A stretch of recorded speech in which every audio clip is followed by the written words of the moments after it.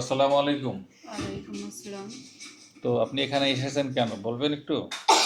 আমি এতটা গরিব অসহায়, এমন কেউ একটা মানুষ নাই আমার দুঃখ কষ্ট বোঝার। কিসের দুঃখ আপনার? আমার হাজব্যান্ড মারা গেছে। একটা বিধবা মানুষ কোথাও দাম পায় না, কেউ তাকে মর্যাদা দেয় না, সম্মান করে না। আচ্ছা, আপনার হাজবেন্ড কিভাবে মারা গেল? আমার হাজব্যান্ড ড্রাইভার, গাড়ি অ্যাক্সিডেন্টে মারা গেছে। তো আপনি আমাদের এখানে যে আসলেন কিভাবে সন্ধান পেলেন?